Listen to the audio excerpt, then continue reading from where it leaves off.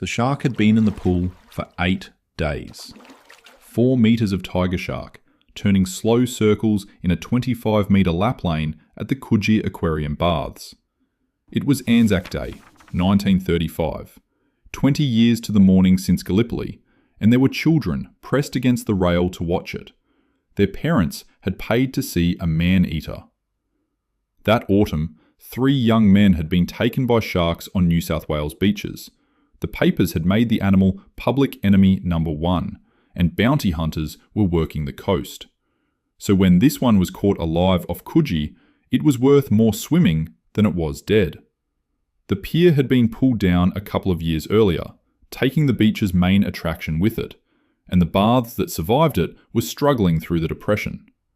A monster in the pool was not a spectacle, it was a business decision. For a week, it was magnificent. It ate everything it was given. Then it stopped. It slowed. It drifted. It looked, to the people at the rail, unmistakably ill. And then it convulsed, thrashed the length of the pool, and emptied its stomach into the water in front of them. When the water cleared, there was a rat, there was a bird, and there was a human arm, a left arm, severed at the shoulder. On the forearm, a tattoo. 2 boxes, shaping up to fight. Here is the conclusion every person at that rail reached in the same second, and it is the one you would have reached too. A shark ate a swimmer. Wrong on every count. And 90 years later, this case is still, officially, not a murder. The arm had not been bitten, it had been cut. Taken off cleanly with a knife or a blade. No teeth marks, no tearing, no jagged edge anywhere on it. And then the detail that changed everything. The pathologist, Dr. Cecil Weigel, found no bleeding at the cut and no reaction in the tissue. The arm had come off a man who was already dead. Do you understand what that does to the shark? It means the shark did nothing. It found something someone else had already thrown away. The rest of the post-mortem is stranger. Shark stomach acid is savage. That arm had been inside it somewhere between 8 and 18 days. And yet the skin was intact enough to read the tattoo, and the fingertips were intact enough to print. A Sydney paper ran a description of the tattoo. A man read it and went to the police. He thought it might be his brother, James Smith. Jimmy. A former boxer who kept a suburban billiard saloon, missing since the 7th of April, after telling his wife he was going fishing. The prints matched. 3 days later, the aquarium owners killed the shark and cut it open. There was nothing else of Jimmy Smith inside, and whatever else was in that stomach went out with the rest of it. The best witness in the case was destroyed inside 72 hours by the men who owned it. Now, who was Jimmy Smith? On paper, nobody. A bankrupt builder who drifted into the betting scene. But Jimmy Smith was also a police informer. Not a witness in a courtroom with a screen around him. A man who drank with you, crewed your boat, and quietly told detectives what you did on Tuesday. An informer is only useful while nobody knows. The day somebody knows, he stops being useful to anyone. And Smith had spent years working for a wealthy Sydney boat builder. Respectable man, good house on the harbour, family business, no reason for anybody to look twice at him. Underneath that, he was a fraudster and a smuggler.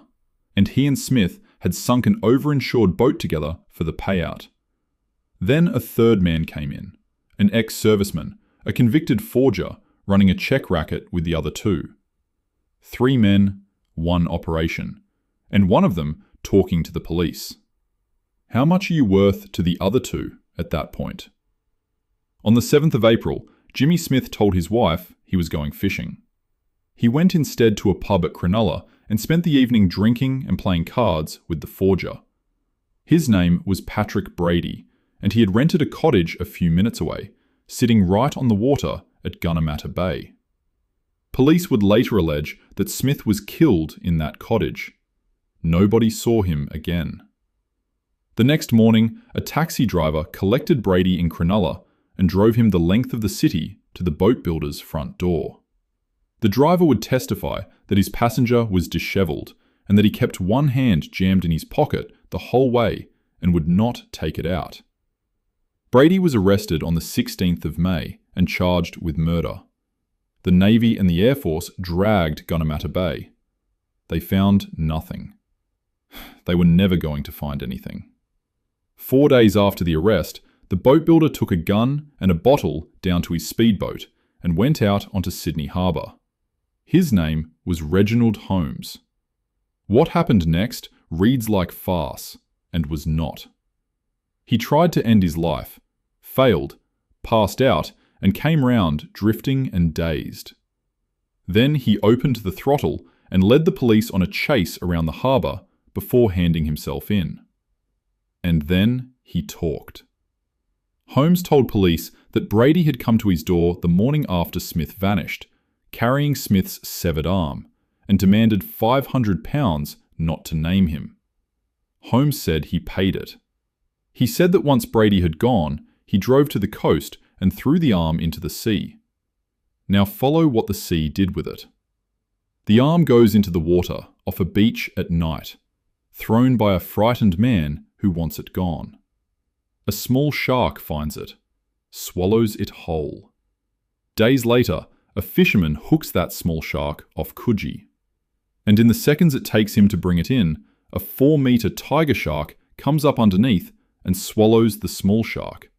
Line, hook, arm and all. So he lands both. Dead, the tiger shark is worth nothing to him. Alive, it is worth a crowd. And there is an aquarium a few minutes up the road that has been losing money since the pier came down. Then 8 days. 8 days of that animal turning circles in a public swimming pool with a murdered man's arm inside it, while children pressed their faces to the rail and their parents queued at the gate. And then, on the 20th anniversary of Gallipoli, it got sick, and it gave the arm back. Every link in that chain had to hold. Take out any one of them. The small shark doesn't find it. The big shark isn't hungry. The fisherman throws it back. The aquarium isn't broke.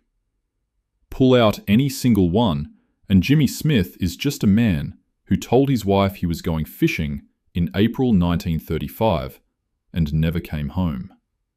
No arm, no name, no case, nothing. If you wrote that, nobody would print it. Holmes agreed to stand up in front of a coroner and say all of it. Every single thing the Crown had rested on one frightened boat builder staying alive long enough to open his mouth. He was not placed in protective custody. On the 12th of June, the day before the inquest was to open, Reginald Holmes withdrew £500 from his bank and told his wife he had to go and meet someone. He was found in his car at Dawes Point with 3 bullets in his chest. Nobody has ever been charged with it. Nobody knows who he went to meet. Stop here for a second. A severed arm in a swimming pool. A man who vanished on a fishing trip. £500 withdrawn from a bank. A witness shot dead in his car. A case that will not close. All of it because one animal stopped eating. Then the case did something almost nobody outside Australia has ever heard. Brady's lawyers made an argument. An arm is not a body. A coroner holds an inquest into a death. A death requires a person. And a forearm is not a person. It is a piece of one. Without a body, there was no legal proof that anybody had died at all. The court accepted it. The inquest was shut down before it opened. At trial, without Holmes, the Crown had a taxi driver who thought his passenger looked untidy. In under 2 days, the judge directed the jury to find Patrick Brady not guilty. He walked out. He lived another 30 years, said for all of them that he had nothing to do with any of it, and died in a Sydney hospital in 1965, never convicted of anything to do with Jimmy Smith. Whatever Reginald Holmes knew went into the ground with him. Jimmy Smith's body has never been found. So what actually happened? Here, the record reaches its limit, and that is worth saying out loud. The Australian legal historian Alex Castles went back through all of it and came out holding a name that never appeared on a single charge sheet. Eddie Wayman, a gangster who had been put in front of a court, Castles argued, because Jimmy Smith talked. Smith was exposed, and men in that world do not let that pass. Does it fit? It fits beautifully, which is exactly the problem, because that is a historian's theory. It is not a finding, and no court has ever tested it. Vince Kelly argued this case one way in the 60s. Philip Roop and Kevin Marr argued it another way in 2020, with fresh material. 90 years, 3 books, 2 dead men, 1 arm, not one conviction. Here is what the men in this story understood, and it is older and colder than any of them. A murder is a body.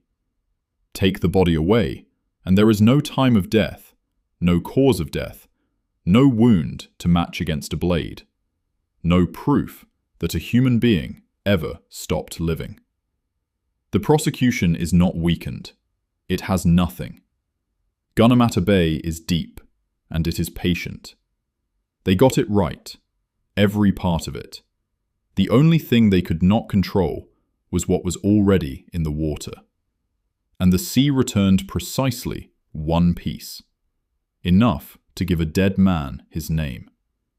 Not enough to take anybody else's freedom. A tattoo and a fingerprint. That was the entire harvest. The shark had been in that pool for 8 days. It is the only thing in this case that ever gave anything back. And 3 days after it did, the men who owned it cut it open, threw the rest away, and went back to selling tickets. The shark arm case ran on front pages for months. Books, a trial, a shark in a swimming pool.